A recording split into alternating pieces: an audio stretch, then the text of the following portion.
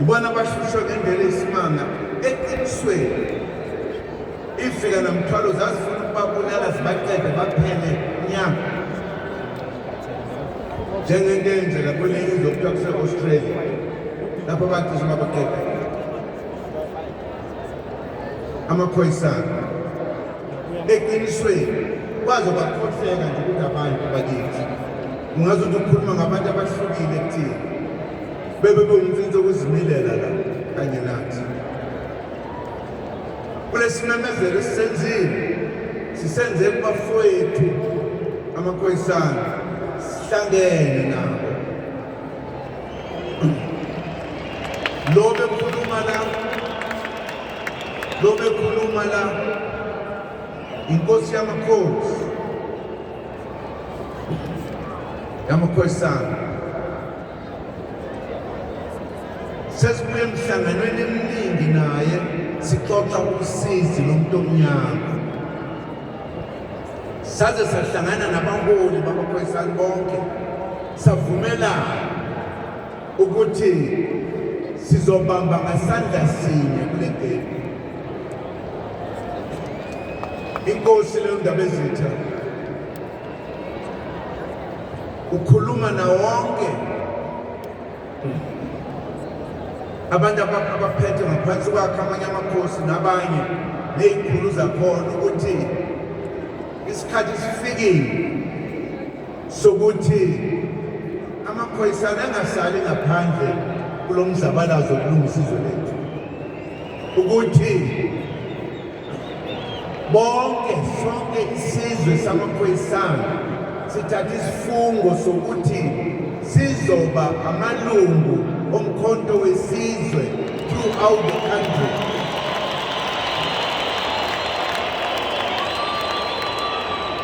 Angikhuluma manga ukhona nanguya ukumkani and siyakhuluma siphumelele ngoba ziningi izinto ezithintekayo lapha. Umhlaba wonke lo mhlaba waziyo senzansi nentshonalanga kwakuwala abafowethu wathathwa wonke. Abaningi osifika nanto amazwe abacebile anegolide nesiliva. Besixoxa lolo daba nenkosi ukuthi ngoba phela nabo bayazi kanti bayithatha la. Sohlangana mase siyisizwe sihlangene kahle sifune kubuyelwa umcebo. Bawazi nokuthi ungakanani umcebo wami ngowathathwa kanjesu. Abanemali bokufanele bawuthenge ngofuna umabhuku sithola imali engenanayo. Ngamanye amagama senza abafowethu nodadewethu lento okuthiwa ngesizulu ingayizivele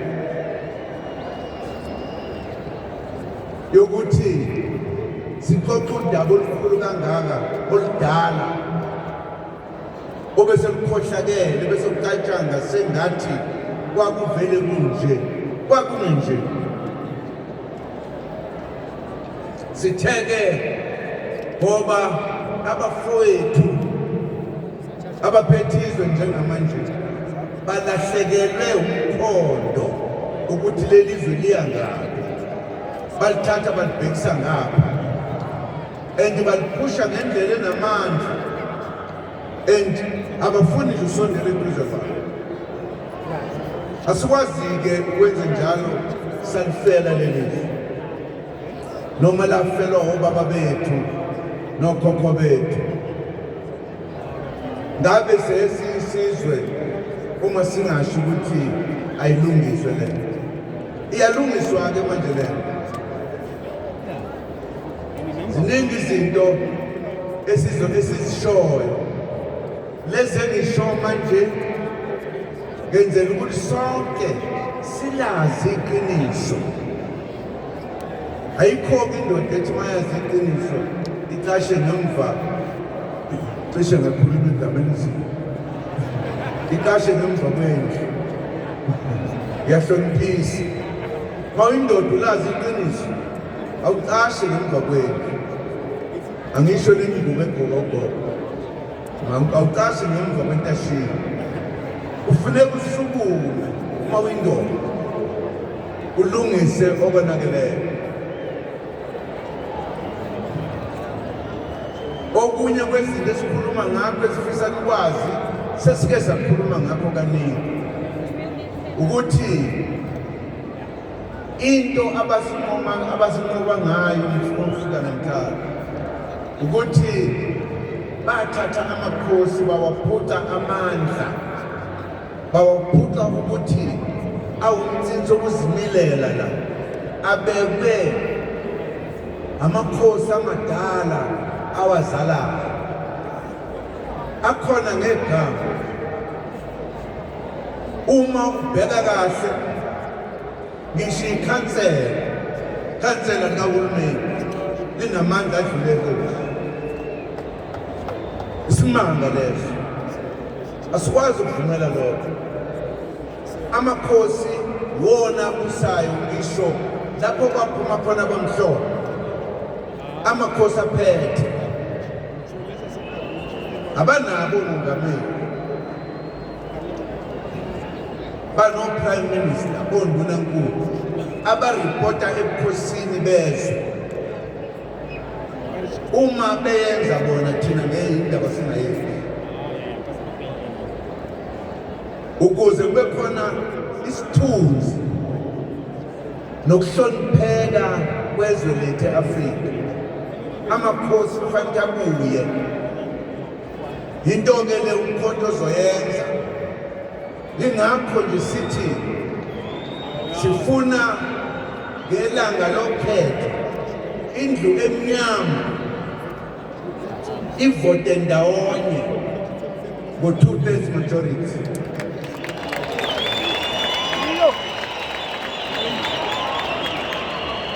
I-2/3 majority iyona ezokwenza sibuyele esimweni sezwe lethu, sihlonishwe nathi.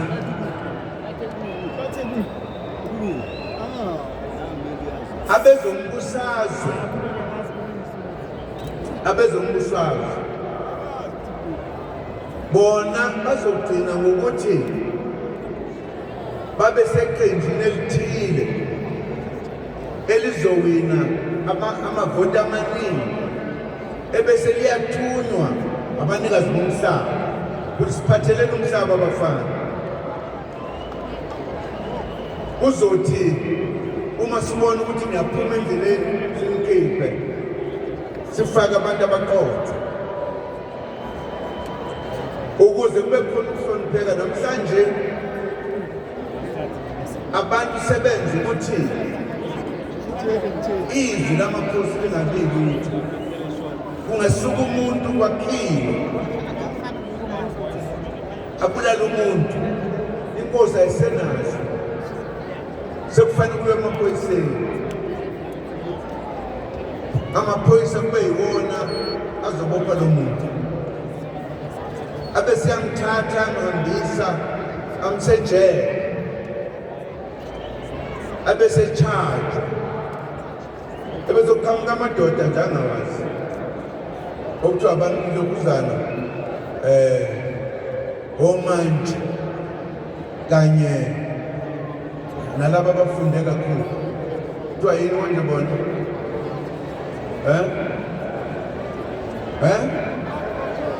amajaji. Senike nayibona into enziwa amajaji. Uma ekuzonda akuzonda ngempela, akugwebe noma ungenacala, kodwa lokho akuwona umsebenzi wabo. Uma ke senza lokho sibuyisa isithunzi, akuze ukuvuma umuntu endaweni yenkosi ulindwe ikhansela sayobizwa. Amakhosi kufanele abe namandla okuthatha inqumo lezi ayizithatha ngesikhathi selembe. Kwangekho mlungu othathelele, sasiyithathela inqumo futhi sasingenawo ngisho lento okuthiwa ugwetshela intamo, ngoba sasineqiniso. Umuntu sasikhuluma naye simbeka icala azazi ukuthi unecala. zazingeziningi igebengu ebese uma limlahla ikhaya ahlawuliswe isisu. Ingakho kwangekho sigebengu. Umthakathi kuphela wayebulawa. Sasingamyeki umthakathi masike sambona ngokubulala abantu ngongekho emthethweni. Uyena kuphela owayebulawa. Futhi wayengabulawa kahle, wayebulawa njengempi. Sasibaza ikhonkwane encane simthathe ngazo yoyibonela yena ukosani ngoba ubulala abantu. Akekho komunye esasimbulala ngoba inhliziyo zethu zinhle, icala sasithetha abaziyo ngisho lapho esithi khona kusemakhaya kula khona izimpi. Uma isilwe yaqeda isilayuliwe uyaxoxa ukuthi bekonakeleni. Uma sebethi iphelile ebese kuthelelwana umlotha. Ngeke ukuthi ngoba thina sabulawa sabaningi nathi sifuna ukubabulala.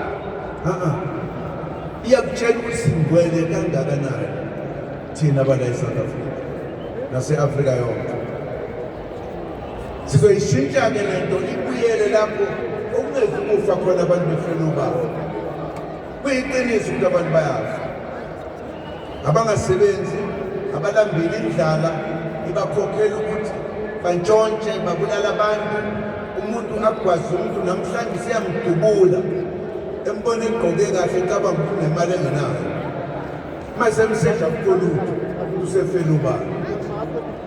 Sifuna ukuletha ubulungisa. Sifuna laba basifika la basilalele, basihloniphe, sisebenzisane, sihlonipheke, sithole into etholwayo. Kungathathwa igolide nesiliva lethu lanjiswe thina silambile la liyokondla abantu esingabaziyo.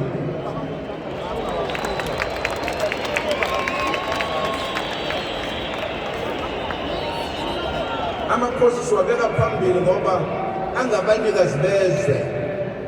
Ezinye inkinga ezehla phakathi kwabo siyalingana nazo ukuthi soyixoxa silungise, ngoba siyazi ngenkathi kukhangwa izwe khona okuningi okwenzeka. Ufuna thina siyakwazi ukwenza lokho.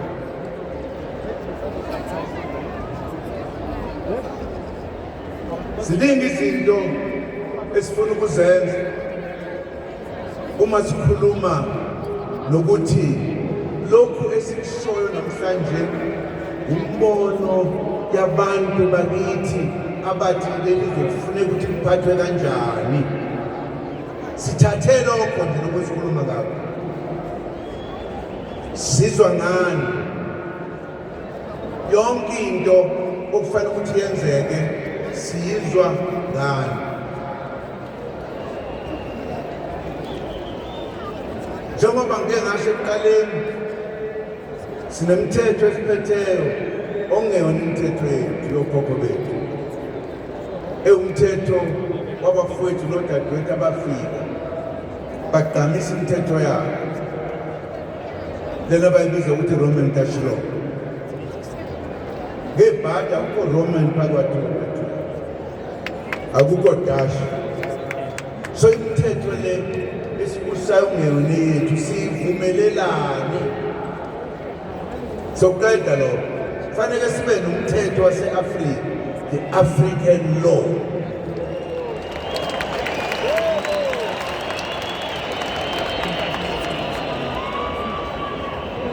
Ziningi izinto esiza nazo esizozichaza kahle sesizifake emcingweni eminingi ukuthi sifuna ukubusa kanjani. Sifuna ukuthi iy'ngane zethu zifunde mahhala eziqhamuka emzini ehluphekayo.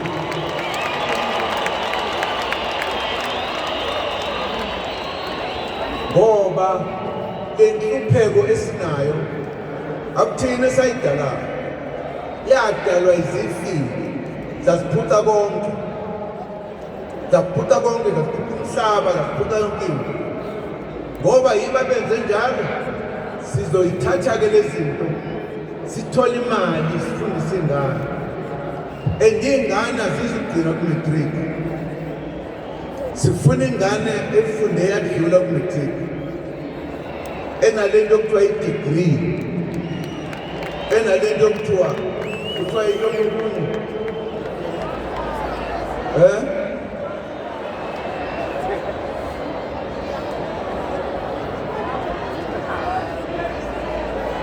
hayi PhD usukude kakhulu kunalokhu kuse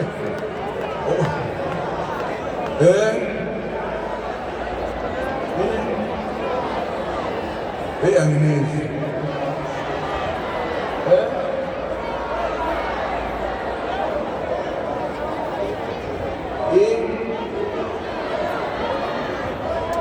hayi DA ngibizile DA loyikhulumayo.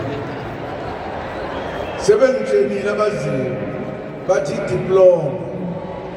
Yebo, ngoba inkinga esenziwa ngayo iy'ngane zethu zifuna ukufunda into elula esikoleni ebese ziphasa zingawuthola umsebenzi. Kanti uma ufunde izifundo esiqotho noma ungawuthola umsebenzi uyakwazi ukuziqalela owakho umsebenzi ube ubasi. Sizoyiphoqa-ke leyo nto izokwenzeka ngenkani. Umzali ongafuni ukuthi senze njalo mhlawumbe songase sifake yena ejele, ngoba wenza ukuthi kube khona i-citizen kuleli zwe lakithi engakwazi ukwenza lutho. Izophela lento ukuthi abantu abaqashiwe nya konke lokho kuzophela. Zonke lezi zinto zokuthi kuney'ngane ey'phuza utshwala ubusuku nemini ziyizingane ezingenamali bese zikhuthuza abantu ukuthi ziphuze, sizoyiqeda nya.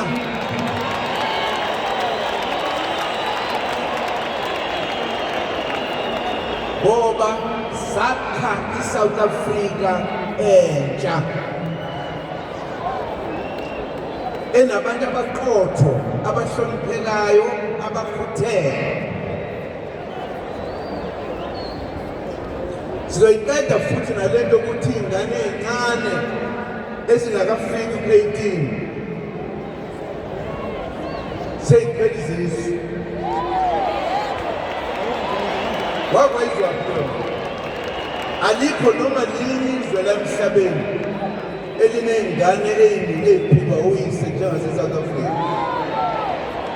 Sizoyilungisa naleyo. Ingane yakho uma uyithanda ayikhule ngobunono nangokugezeka nangokuhle nangenhlonipho kuze kufike isikhathi ukuthi ithathwe iyokwakha umuzi wayo.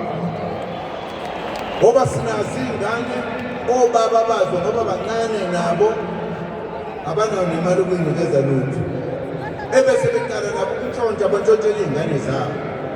No, soyiqeda leyo nto. Kufuneke singesabani ukukhuluma amaqiniso. Sizwe sakithi asingahlekwa, sikhona. Siyezwana. Matric enkambeni yabona amasosha ukuthi akhona uyotreyinwa laphaya ufundise umuntu nokuthi uzolivikela kanjani izwe lakho.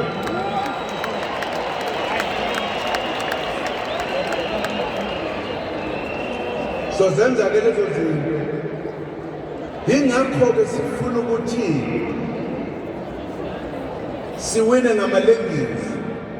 Uma singawinanga ngo-2/3 kunokuvela abanye basiphikise singakwazi ukuyenza lento.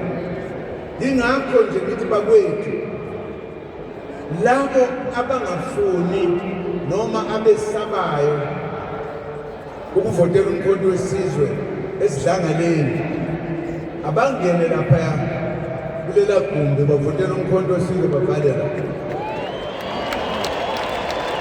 Uma bebuza ukuthi ungayivoteleli ukuthi uvotelele wakithi. Kuyothi-ke ngalowa nyaka leya minyaka eyisihlanu usungaphinde ulivotele iqembu lakho uma ubona ukuthi lokho kuyasiza. Mina nje nginenkinga ngokuthi amaqembu maningi too much aseyinkinga, yiwona sengisuphele more, asethatha imali zabelungu ukuthi uye ephalamende sekuyinto yokuthi usethola umsebenzi. Uma sesizenzile lezi zinto abantu bakithi abazuyiswela kangaka, ngeke sihlupheke. Buka nje umehluko. Angazi noma nake nayizwa le ngoma yekhehla ekudala elalifika ejele for the first time. Lathi ihlatshelelwa yini insizwa yangapha kwezinye indawo. Yathi ilele seyifikile iboshwe. Ufika basejele yewulaleli mnumzane. Yathi hawu phela ngithi angivuki ngingakayitholi inkomishi yetiye. Khona ngiyithole kuqala. Bathi neminyaka emingaki? No-14 wonke. Nami na-28 kuphela. Ungibona nje. Ungamangalweni ukuthi 28. Awukwazi ukuthi sesibadala sibangaka. Sekufanele ukuthi manje silwe ney'gebengu. Ukuthi sisuse iy'gebengu ekuseni kwendlu ngoba ziyizigebengu. Kufanele sihlale mase sibangaka siphumule, sidlalise abazukulu. Angithi siyajabula. Izinto lezi ezimbalwa engizishoyo esizozenza zokulungisa izwe lethu. Uma senze iminyaka emihlanu yokuqala sonke sibe sesibona masuqeda ukuthi ngempela libuyile elabantu abadala.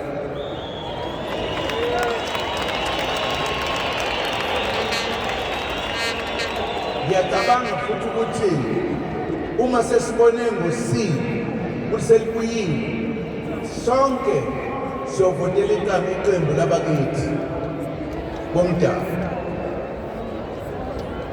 Ngoba kulabo abaningi bavotelayo nibatholela umsebenzi kuphela, abanandaba nani, bafuna ukuyidlala ephalamende.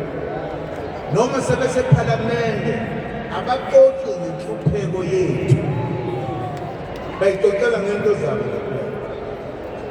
Engiye ngibuze bekusho kuphela ngaze ngibuze okunye ukuthi aphakama umuntu athi bayibathini kwenje point of order. Isisiza ngani order? Alisize ngalutho. Nansi into engifuna niyazi, ikakhulukazi amalungu alombutho esikubiza ukuthi inkonje konto wesizwe. Mina sengikhohlile. Nansi into ebalulekile, angifuni ukuvungama ukuthi ngoba ngiyilungu nje nami ngifuna ukuya ephalamende. Asikwazi ukungena ephalamende sibangaka. Ayikho lokho. Ziningi izinto esizozenza ngaphandle kwasephalamende zokusiza abantu bakithi. Leli qembu silakhele indlu emnyama, silakhelanga iqembu kuphela.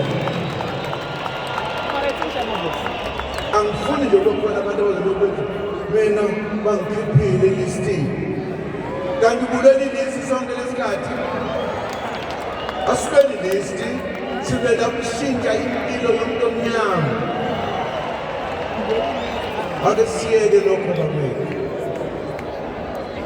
Ngathi sathi ukuthi ngeke siye okhethweni singakafiki ngale. Ngangikade khona lokho. Ngabe sekukhona sebedubulele. Ngathi soba yini ngibiza ngithini konje ngesilungu leyo siyangikhohlwa.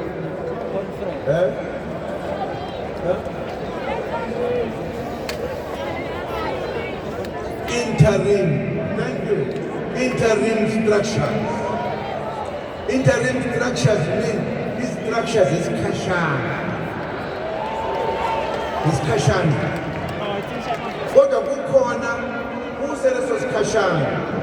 Bathi ngingavuma kanjani ukuthi ngifike leda wena leda suka hayibo ayenziwa lona sike samthola wenza njalo ekaphinda sithola isikhulu so mninja noma ngabe befana ntunda sendakwayuzana yeke sifike silungisa izwe ngenkathi silungisa wena bidlisi no ayenzeki lona. Yabona masifika ekugcineni ihlandla lokuqala wonke umuntu omnyama uyabesazi ukuthi uhamba kanjani. Mase sifika lapha akekho yohlupheka, akekho ongeke aqashe. Lokhu sikwenzela thina sonke, asingabanga ubalala. Abantu bazobaphathela ngibhanga impela nje kodwa uthi uyilungu lo mkhonto wesizwe. Uzowenza njani amasosha ngalo? Wonke lamasosha akwazi ukudubula uma kuthola azokwenzani. Yingakho umuntu afanele abe la ngaso sonke isikhathi ngoba khona abanye baphathi isibhamu ngiyabona ukuthi ngaye babeka wenkosi yami wanda msebenzi imali yonke engekho lalelanda leli phuzu ngilisho ngoba laba abangamalungu e-National Executive Committee njengoba sizoyibiza kanjalo akekho noyedwa kubona oyoke ayoba uminister akekho ngoba into ekulele ama-politicians kulo 30 years leyo nto ukuthi bahlafuna ngisathi yombili ngala uku-NEC kufanele ukuthi adrive le organization ngala kuyimininzi kufuneka azidrive yena kulokhu ngoba phela yena usho umthetho. Uyayibona lona akekho laba abazobe beyi-NEC asizukusho ukuthi balambe. The organization izokwakha imisebenzi amafemu ayo le awaye amafemu azokwazi ukuthi aqashe abantu abaningi bahola imali ebese laba abaku-NEC bazohola kulamafemu imali yabo soyilinganisa neyominisa ngoba sifuna baba amasela kodwa nje ungasho ukuthi ngoba ngila nami ngiyi-NEC uma uthe ngiyavuma ukuthi ngizoba yi-NEC awukwazi ukuba uminister noma u-deputy minister. Siyezwana sisebenzela abantu in the true sense of the word. Nami ngishaya isingisana sami esimanga yabona ibaluleke ngendlela esimangaleni ngoba i-corruption ilethwa ukuthi umuntu uphethe abesephatha abantu ngezansi abesefuna imali kubo noma bona bamlungiselele imali kuzophela umyalo ngeke sibadala sibangaka sisomela uba siyezwana uma nje yabona nje ngemva kokhetho ngifuna zonke insizwa nentombi nomama abaqotho sizobhala imithetho ezobe imithetho lebhekene nomkhonto ngqo ukuthi uma umkhonto usiphethe kanjani. Siyezwana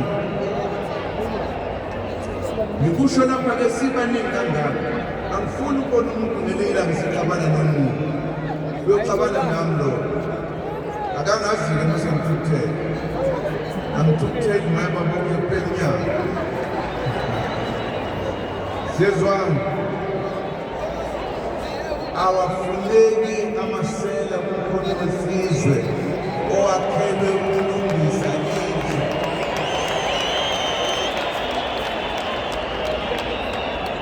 There's one.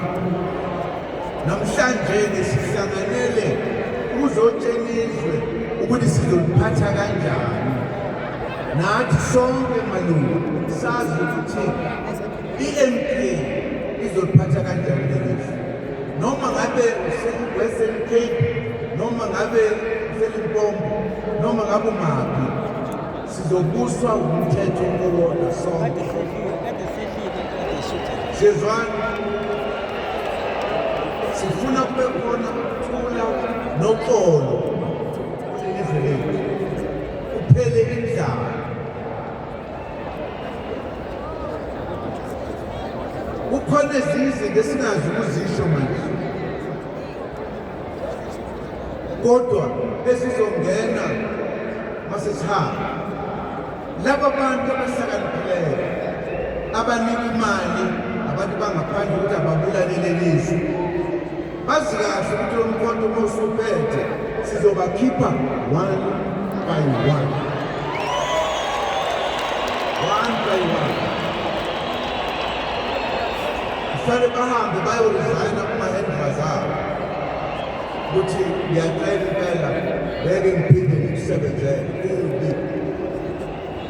Sizwana.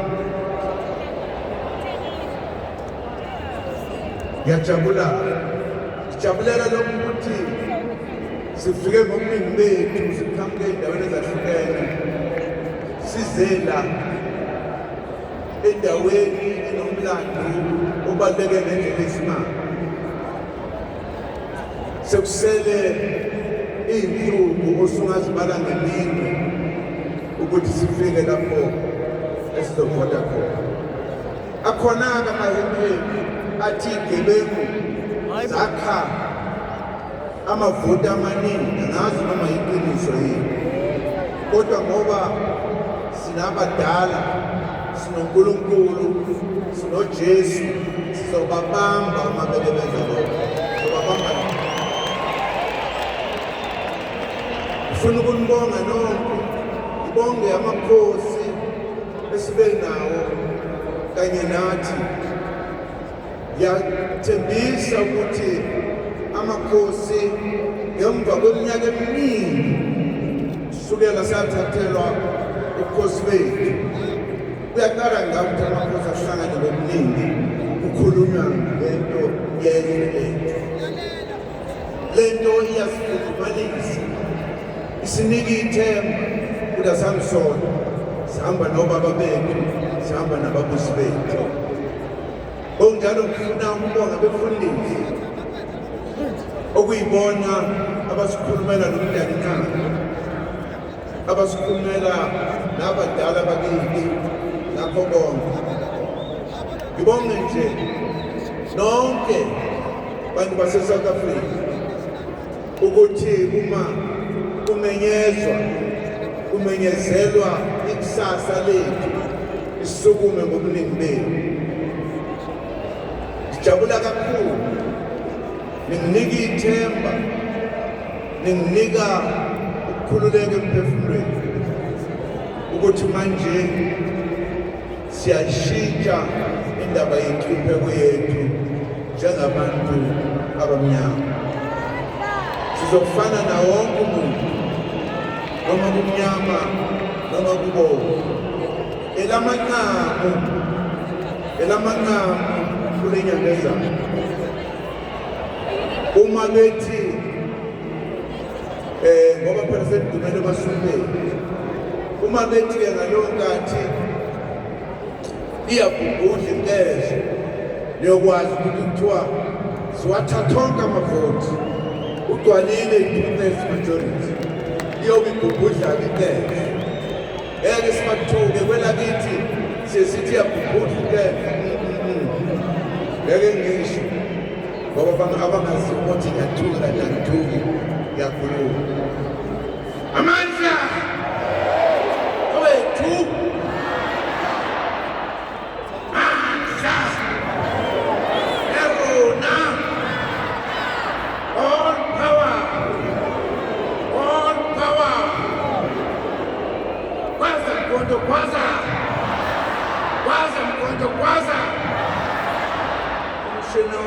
mshini wami, mshini wami, mshini wami, mshini wami webaba.